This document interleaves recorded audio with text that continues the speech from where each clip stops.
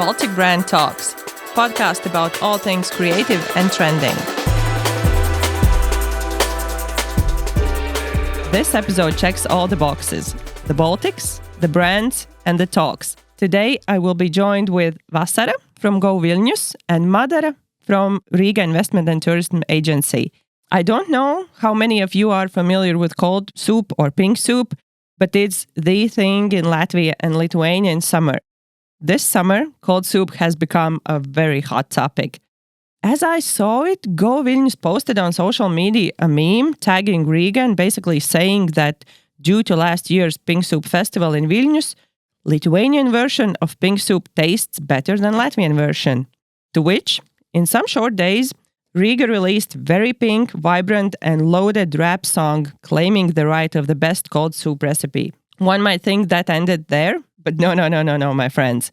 In very short amount of time, Go Vilnius blasted an amazing comeback rap video, including some sayings in Latvian and showing all the pink power they have. The battle was very well received over the internet and in my bubble, and if you haven't seen it by some chance, I will have the links in episode description below. But to have it short, some said that it is even better fight than the one Drake and Kendrick Lamar were having.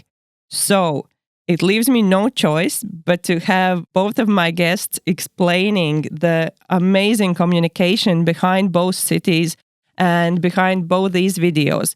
What's more, we talk about not only the pink soup, but what it really takes to have a city as a brand and to communicate about it. So I really hope you enjoy the listen. I had a blast in the conversation and I hope you do too. Hey, I'm joined today with Vasara from Go Vilnius and Madara from Riga Investment and Tourism agency. Hey, girls. Hi. It's really, really nice to see you. And I think everyone is on their toes and thinking about what really happened behind the greatest battle since Kendrick Lamar and Drake on the internet. And it's no other than the pink soup communication, I would say, absolute success. So let's back up a little bit and let's just introduce our listeners to the pink soup, what it is. Mother, maybe you could start. Yes, of course. Well, pink soup in Latvia, everyone knows as augstā zupa. It's this lazy soup everyone eats in the summer. And when the augstā zupa is being served in cafes and restaurants, it means that summer is on. It's like a play button on radio for Latvians, and the shelves of kefir and marinated beets are just empty. The shelves are empty, and every restaurant and bar have their interpretation of augstā zupa. So, yeah, that's our story. But considering the battle, if I can say that, we state that pink soup is traditionally ours, but Lithuanians were so bright and created the Pink Soup Festival. And of course, we turned pink with the jealousy. And we're not giving up so easily. So at some point, I think this soup's origins could be from any country in our region. So this is more for fun, but it is a great platform for such content. So we went for it. Yeah, it's really nice to hear the wider story you gave us. And Vasara, what pink soup means to Lithuanians? So we locals call it šaltibarščiai. And I think we have similarities with the soup. I would describe this as a lifestyle, to be fair.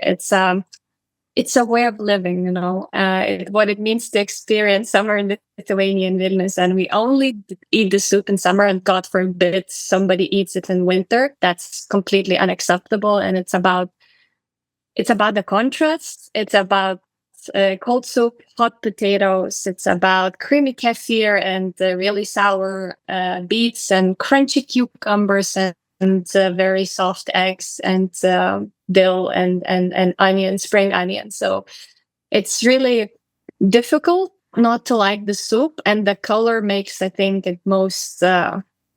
It's very interesting. You just want to look at it. It's beautiful soup, basically. So yeah. Yeah. Well, me as well as Latvian, I think it marks the summer. And I saw this meme quite recently that me, whenever I'm wearing a white shirt, my white shirt, pink soup, let me taste that. It's like always when you have. Very relatable. And also the teeth with the dough. I think that's also a thing.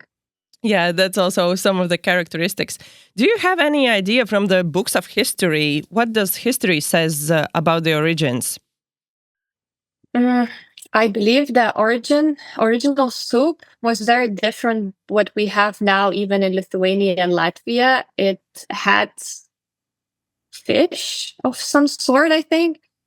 It was the original recipe was a bit weird, I think, and somebody imported, I think, here, but somehow you can find versions of the soup in the region, basically in other places as well. In Poland, I believe even in Belarus they have a version of it, and of course Latvia also have their own. But I think each country has a bit like a secret recipe, like a secret ingredient that they add to make the soup theirs. Yes, I agree. And in Latvia in particular, we believe that it's more flavorful, maybe because many people tend to add a bit of horseradish and even mustard, like a mix of that. And also, if we add potatoes, then we add it in the soup. And well, Lithuanians are really freaked out with the fact that we sometimes add sausage in the soup. Oh, that's a crime. I know, it's cringe. Even, no. I'm already calling the police. Yeah, I understood that from many comments, like sausage, no. What are you doing? How dare you? And I personally don't do that. I really love all the crispy and light things that Vasara mentioned. But yes, we do that. The sausage is often an ingredient of our soup. Okay, so we have established that this is like an integral part of culture and of our history and something that is a lifestyle, basically. And Vasara, you in Vilnius went ahead and you made a festival out of it. Could you tell more about how you came to the idea and what it means? Mm-hmm. It's probably our favorite festival and actually a project that we do at Go Vilnius. I'm not gonna lie. It's the most fun project that we do. And we had this festival for the second time. And this year we already had 42,000 people joining in.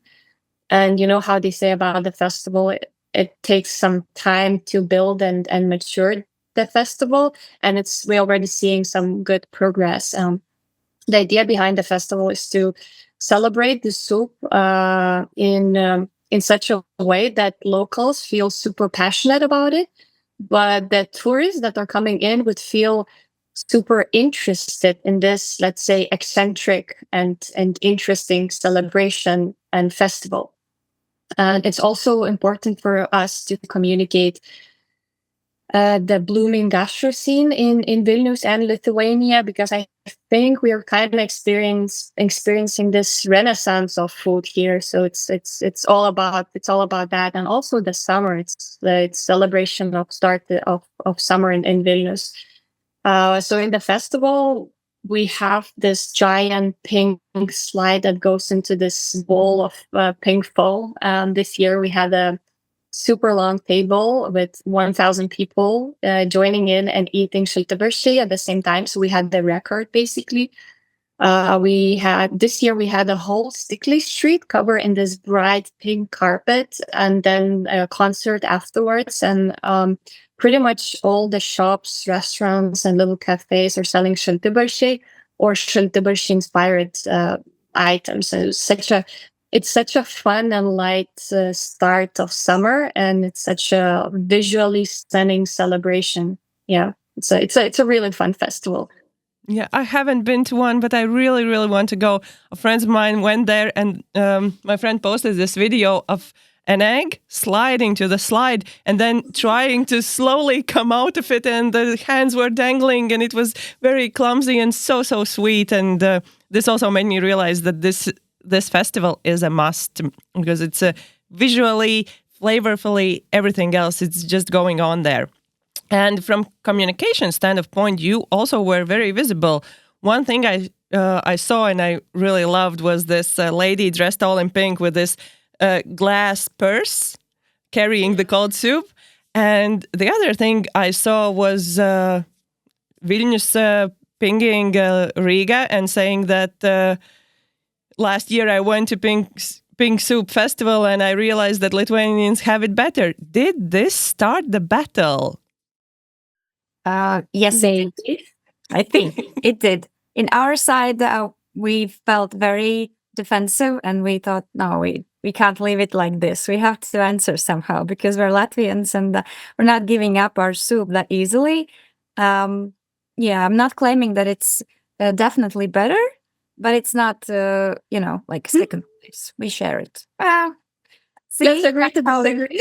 that's how it started. So yes, we jumped on this cool content. We saw an opportunity, and yes, about our video. So Vilnius challenged us to do well, and we accepted. And so we started brainstorming about what could we do, which is fun, but obviously we don't have a festival. But it has to be something pink and trendy.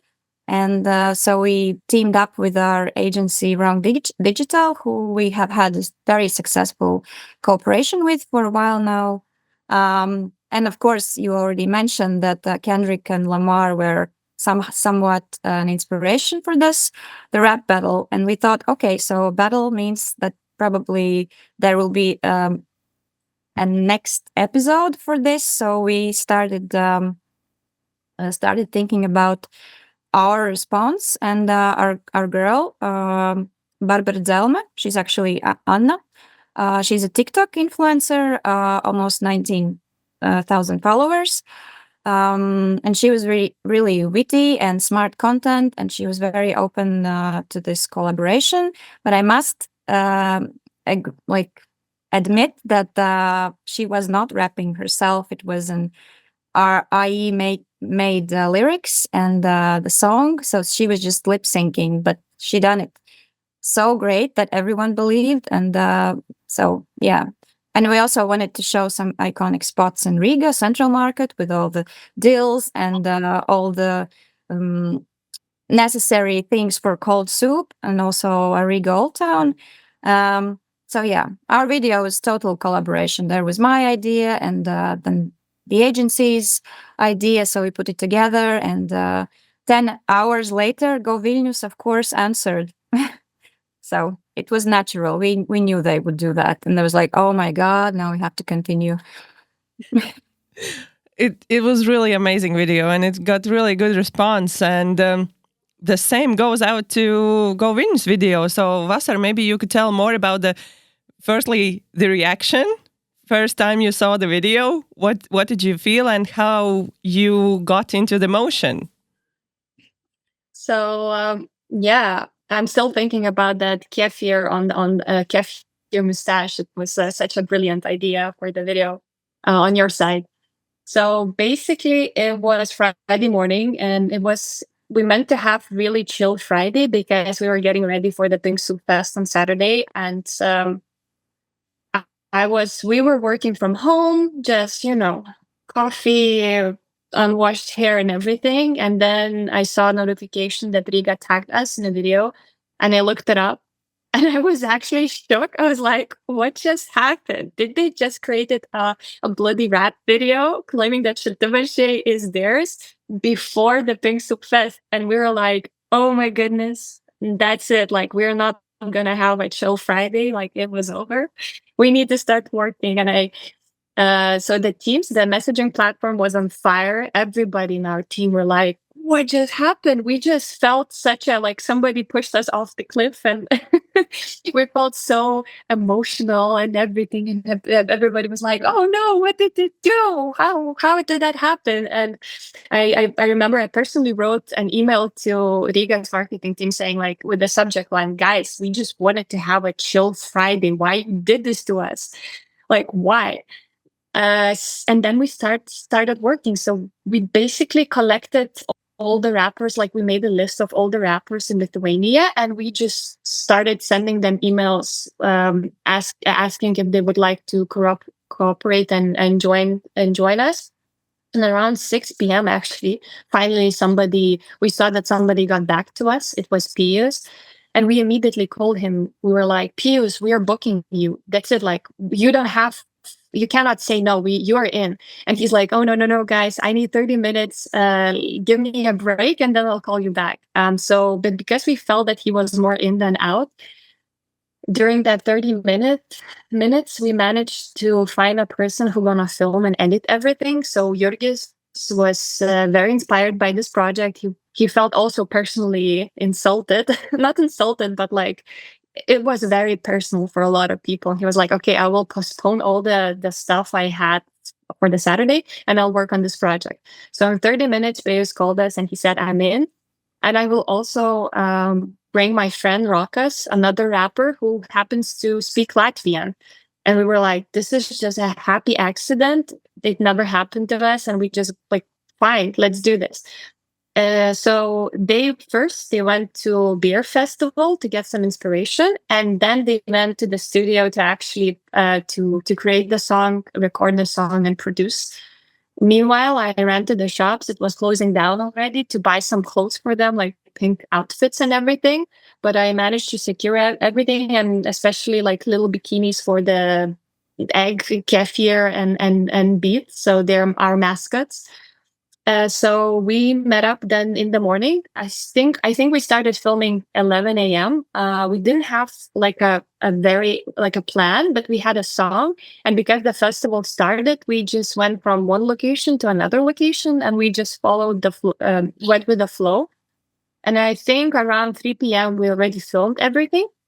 So Jurgis rushed back home to edit, and around 8 p.m. we already had the video to be released.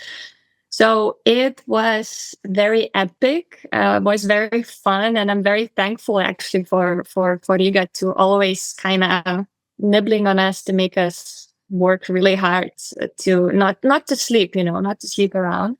And I was very happy how the whole team kind of united.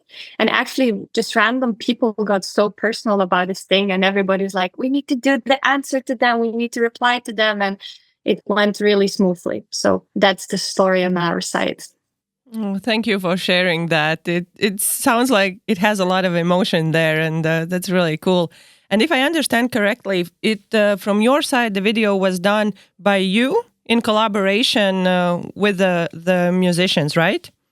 Mm-hmm. Yeah. And who wrote the texts? The copyright is very witty. So the rappers themselves, they just went into studio around, I think, 12 at night, and they just did it themselves. And in the morning, we saw the results. We didn't knew what we're gonna get, so it was a bit okay. Let's hope for the best, and they did it. And it's also interesting they mentioned ChatGPT because none of us by that time knew that on your side it was actually written by AI. So it's, again, an accident. So technologies also are coming into play, right? Absolutely. Really cool. And what do you think? What is the key to such speedy responses on both sides? Well, thank you, Vasara, for sharing. Now I feel I feel very happy that we are so powerful and made you work. Well, now I know how it is before huge festivals, so sorry, but the results are amazing. We were actually in a very similar situation on the Saturday evening. Really happy about how the video is going, all the responses. I got messages from all my colleagues and friends, and oh my God, your team is great. Did you do this? We love it. And of course, there were so many defensive Lithuanians on social media. How dare you? And it was the Saturday evening Vasara mentioned, and then we saw the video, and then it was like, oh my God, did you see this? We're gonna have to continue. They are just so great. Your video was amazing, and well, you actually took it to another level. And now that you tell us the story behind it, it's very cool that your guys were open and so involved, and all the locations were amazing. And Uola Māca Vistu, at the end, the why is the egg teaching the chicken? We were super surprised. But now that you say that one of the rappers knows Latvian, that it makes sense. So that was a very nice touch. But about the quick response, well, I think social media is just so full of everything, and if you catch this train, you either grab it or you just let it go, because if you don't do it quickly, it just another storm comes and it's too late. So you actually have to be efficient and have to be quick, and have to gather all the team together to make it happen. Yeah, like Vasara said, it's a collaboration. I think it's about not overproducing stuff, but having good ideas and making them live, basically. Because when you do large campaigns, for example, for TV, it has to be perfect and everything. But for social media, it's a bit different. It needs to have some raw corners, basically, to feel organic, and for us to be able to produce the content very, very quickly. It's sometimes it gets stressful, yeah, to always be in such a rush. Yeah, it does. But well, so what's worth it? No, totally. I think both of your teams has done an amazing job, and me working in the industry, this was a hot topic in private chat groups, in work chat groups. I have my dear colleague Igers, and we are always following Riga and Vilnius, and we are like messaging, did you see this one? No, did you see this one? And it's like actually like following a TV series or something like that. So I think the big question in the air is, can we expect for it to continue? Yes, maybe. Maybe. The ball is in Latvia's court, right? Well, I think we are actually putting the efforts together at this point. Oh, really cool. That there has to be an agreement, maybe. Because Teasing. none That's of us good. is really ready to give up our soup, or just to let it go. So I definitely think there will be a next step. What do you say, Vasara? I think we need to find a way in this conflict, either to agree to disagree, or maybe agree. We don't know. We'll see. Really good. Teasing also the listeners. Yeah. Well, stay tuned. And if I'm not mistaken, this isn't the first time we have seen this communication between the cities. I think basketball has also been a topic where we have shared our little pings. Is this cross-city communication something that is in your communication agenda, or does it just happens like that? Yep, you can. So I think at first it was kind of happy accidents that we started nibbling on each other. So I don't know, maybe that's not true, but what I remember, we put this giant billboard during Vilnius 700th birthday in Riga city center saying, "Sorry neighbors for the noise, we are celebrating Vilnius' birthday, please join." And if I remember correctly, that was where we started doing more and more this kind of communication between the cities. Am I right? Or I think you're right. It all started with your birthday celebration. We came up with this witty, funny, like a birthday card about have a splash. Or I must check what was actually on this message. I can come back with it later. But yes, that was the situation and the occasion where it all started, and then it somehow very organically continued. Just some where there was an opportunity, I think we went for it. Not all the time, but There was a NATO summit last summer where we also used this opportunity to somehow get tourists to Latvia from Vilnius, because it was like empty and blocked, and so we took that and had some fun content as well. There has been a bit of like beef in comment sections, and and also we sometimes involve Tallinn.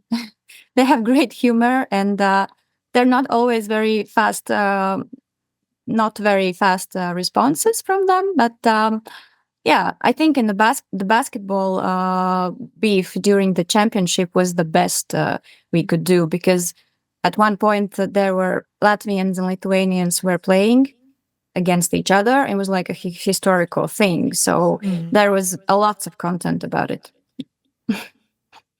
Yeah. And also, I think please do tell us about that Valentine's Day train. It was hilarious. It's probably my personally favorite project of yours. It was so smooth and very spicy.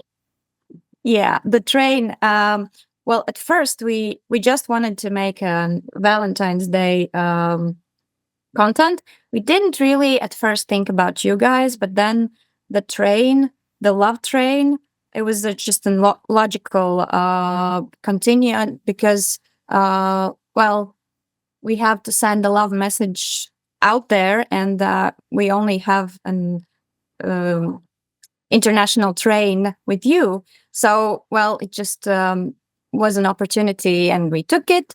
And our agency made the balloons. Everybody believed that they were real balloons. They were not. They were just a very cool effect. And the responses on social media were actually very great. Like, how are you going to do this? Are the balloons actually going to Vilnius? Are they not going to break down and stuff like that? So it was funny. And also the copy was very funny, emotional. We're sending our emotional baggage to our favorite neighbors or something. It's hilarious. And can you describe a bit this visual for listeners so they can have an image in their mind? So there is a train, our Riga Vilnius train in the station, and just normal everyday noises around, and then there are just a ton of red balloons flying over the train, and they're moving in the wind, and people are just walking by, getting on the train. And it's still on our Instagram account and Facebook and LinkedIn as well. Yeah, we will tag it in episode description below so that everyone can see. And Madara, you already mentioned our other neighbors, or the third Baltic sister, Estonians. And you also mentioned that you have them in a communication. Vasara, do you also ping them, and do you have any beef with them? We do sometimes, but only to make fun that they sleep and it takes for them a lifetime to respond. So that's basically how we kind of communicate with them. While us with Latvia are actually fighting, Estonians are sleeping and don't understand what's happening. So it takes for them time to get it. Yeah, but as I mentioned before, they have a great humor, and then they respond in the comments after a week or two, like, sorry guys, it took us so long, but we were busy preparing Christmas trees and stuff like that. But actually, we do have these tiny beefs with with the Tallinn, because we are in the middle. Actually, very good position. We can play with both of our favorite neighbors. About the Christmas tree, because there has been historically this question in the air where the first Christmas tree appeared, where it was decorated.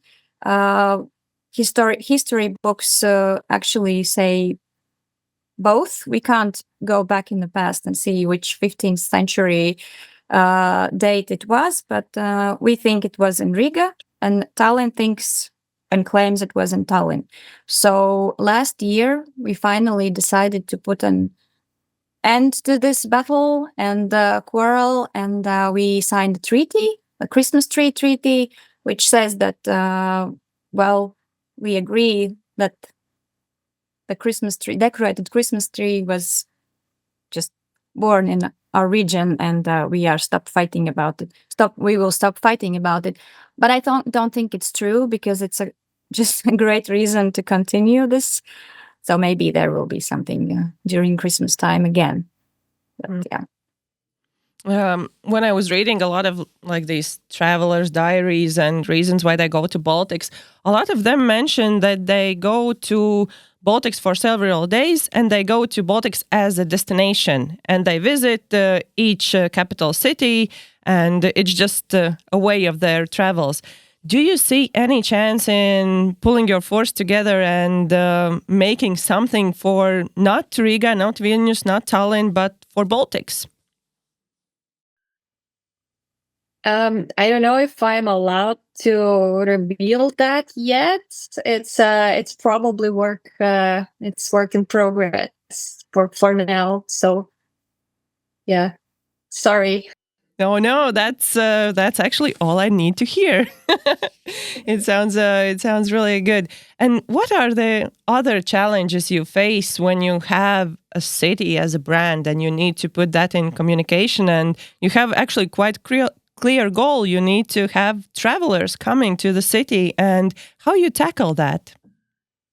Well, we do often face these challenges as a small country and a region in a whole. But still, the situation is really improving. I think Vasara probably will agree with me, because there are so many unique selling points in Riga and the Baltic states, and usually people come looking for like hidden gems, solitude, nature, milder climate, which is warm, not extremely hot summers, and magical white winters, which is an amazing selling point for us, all three countries. And we are very lucky to be able to experience and share these things and emotions. And as we already are joining forces on social media, I think and hope that it will continue also on a bigger scale. And we have our familiar fun stories that will continue without doubt. And many people who come to our region usually visit all three Baltic states for a trip, like a week-long trip. If it's a weekend break, then probably one city, but they usually tend to stay for a longer time period. And then that is our privilege, that we are quite close to each other, and as a region we can collaborate and attract more tourists. Yeah, not competing with each other, but it's a big key to success to stay tuned and together, and the message should be probably also uniting. I absolutely agree. I think the way I see, and I think our team also sees the whole region as siblings.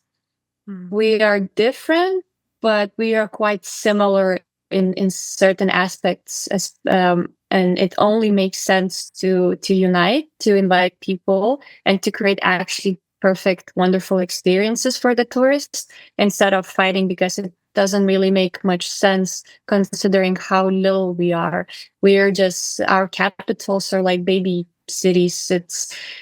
We do have large personalities, but technically we're just like tiny little babies. So yeah, I agree. Yeah, and in communication, it's very important to have this differentiation, or to have this thing that you can like build everything around it, or for someone to take with them. If they have only one thing from all the marketings, from all the destinations in the world. And what do you think? What is the main characteristic that describes Riga and Vilnius? And maybe you can both comment on both things. What, in your opinion, is for your city and for the other city? For Riga, I would say it's also a message that we often use in tourism campaigns and also investment campaigns. It's like a small metropole.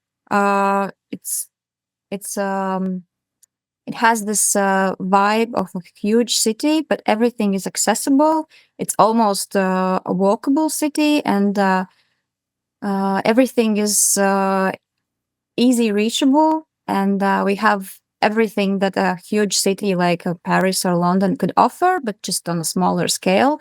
Like Vasara said, we're babies, but then again, we have huge ambitions and personalities. And I think, that this huge city vibe is the perfect balance of accessibility would be Riga's key selling point. You know And what? what is I the main think Vilnius characteristic? Vilnius is the same, really. Like, we are very similar cities, so it's about accessibility, that it's walkable. In one second, you can be in a city center in like a tech district. Another, you can be in the forest or a lake. It's very unique in that sense, and it's I have friends who actually moved here to live, and for example, from the USA, and it's crazy for them that you can actually live in the city and feel it's very humane. Like, it's a humane scale, and architecture is beautiful and inspiring, and it's different. And because we had such a complex history, I think it also is very interesting to experience that. Like, the culturally, we're interesting, but you know what's interesting? Like, we're very similar, so it's difficult to position ourselves as a very unique. I think we're more like a group. Yeah. Yeah, thank you. And we have talked a lot about humor. I think this is something that is driving through all this conversation. And do you see humor as something that helps you stand out? Why you use it? How you use it? What's the value in it? Just your thoughts on this form of communication. Well, I think that this is also the case for us as maybe unknown destinations or not that popular destinations. So we have to grab the attention somehow. And I think that humor is what really drives people to look for new destinations. It's a great marketing tool because people are looking for entertainment, and we just can't compete with nice pictures of architecture and nature and restaurants because, well, let's be fair, every European country and city has more or less the same entertainment opportunities. So we have to grab the attention with a really powerful message. And also, there is a reasonably limited budget resources. So making marketing is really about being very creative in this sense. Creative part is very it's our priority, actually, because we have to attract people somehow different than just with the dry news and a very targeted information. So I think, it's even inadequate responses on social media build engagement and attracts attention to us and then to the region. So even if we sometimes are envy to Vilnius or Tallinn about their amazing messages and content, it means that people will eventually find out that Riga is there as well. I agree with everything you said. Limited budgets, finding a way to attract attention. Humor is probably the easiest way. It not necessarily needs to be all the time, but it hooks you emotionally as a viewer. Yeah, I don't think I have anything to add. It's very similar. Yeah. Do you also see in results that something that is humorous performs better? Definitely.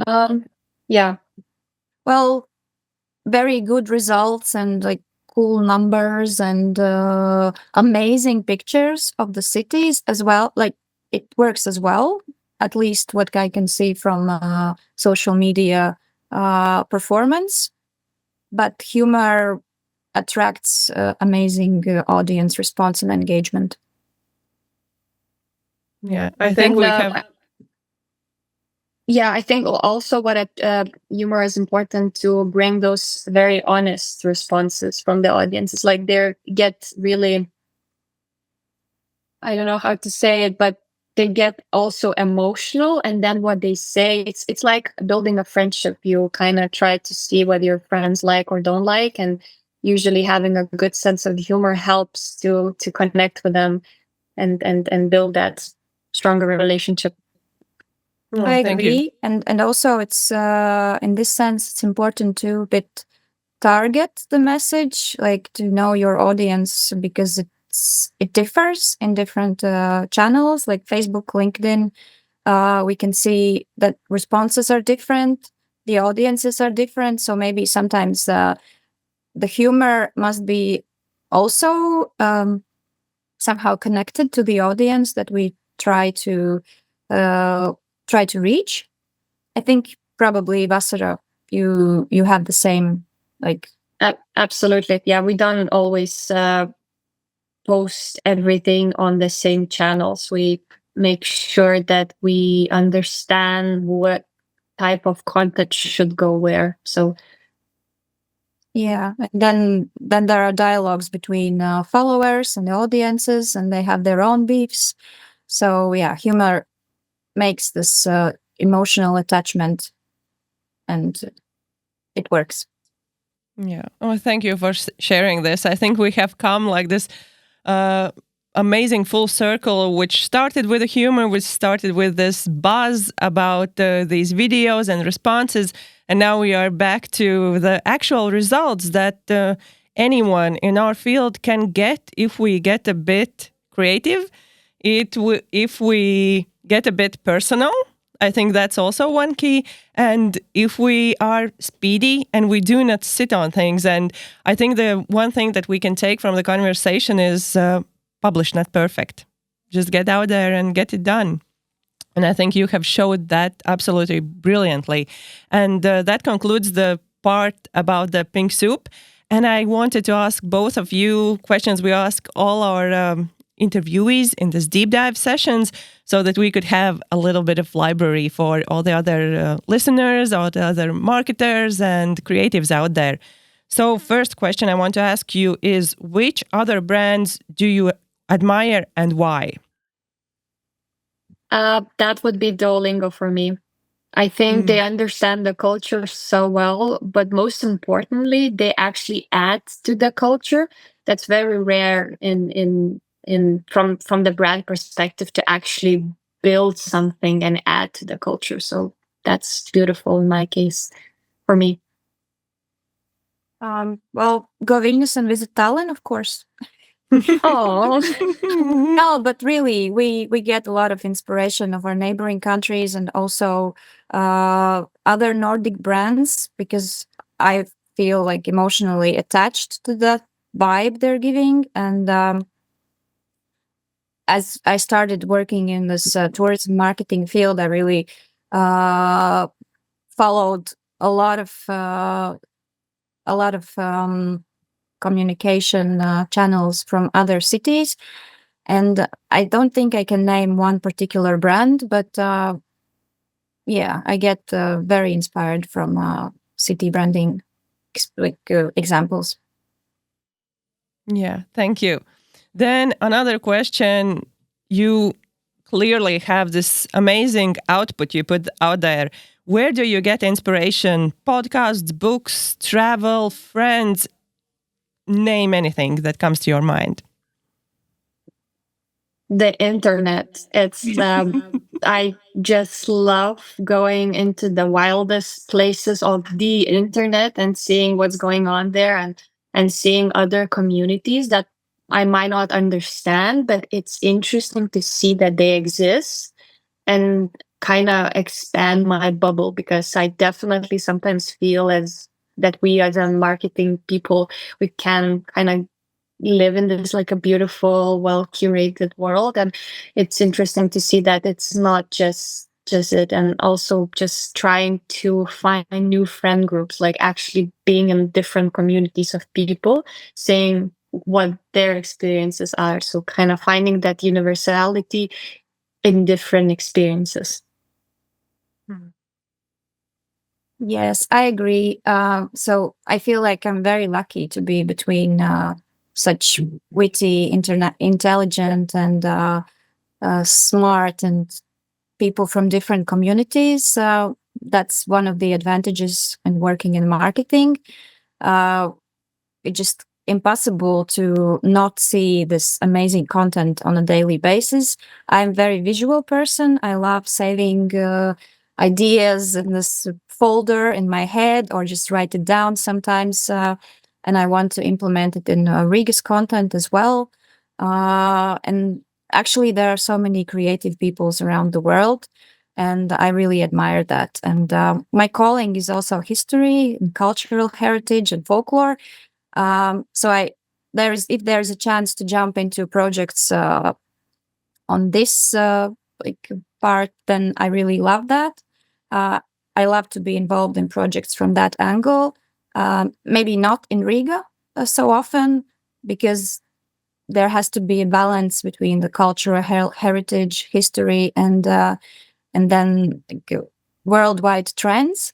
But I love how Riga City Council's digital branding and marketing team are using traditional messages in their campaigns. They're very beautiful, very amazingly curated as well, and the designs that are in Riga City when there is a Christmas time or a midsummer celebration or national holidays, they're very creative, and they really use these messages that are very close to Latvian spirit and put it in an amazing campaigns.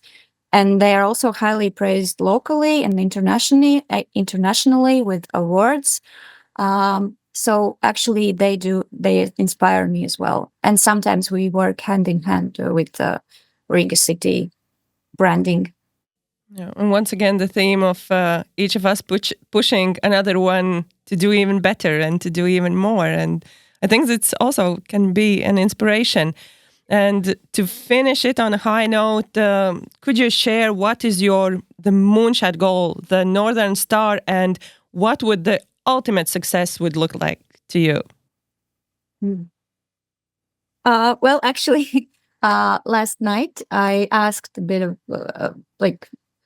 I asked this question to my colleagues, if it's from professional point of view. And as a Riga patriot, I would say we need 5 million tourists in our city at some point in the close future. Very specific. Yeah. Well, I said 10, but then it would be maybe too much because Riga is not such a huge city. Where would we put them? So five is good. And also never hear that Riga or Vilnius or Tallinn is not known globally. Yeah. And the brand awareness is never an issue again for us. But personally, I think I will go for a philosophical note that I want to always be on top of the game, to never stop educating myself, and to just be improve my skills and never to lose excitement for new things and the world around me. And I want to own at least 2 horses someday. Great, thank you. And Vasara, what's it for you? I think to make Vilnius world-known city and the whole region, that would be the goal. Especially that my team mostly works with the awareness part and branding. And professionally would be finding this beautiful balance between life and work, and never feeling kind of lost or pushed to one side or another. Always finding that beautiful line straight. Yeah. Thank you. Oh, it's so beautiful. Thank you for the inspiring stories, both wise from the communication side and from yourselves as a person. I think it's really good. And I know for a fact that our listeners will enjoy this episode. Thank you. Thank you, everyone, for listening. This is Baltic Brand Talks. And as you see, we are determined to bring you the best, the most interesting and most intricate stories in the marketing and creative field. Stay tuned for the next episodes. We will have some amazing upcoming brands. And yes, Estonia also will be included. So stay tuned.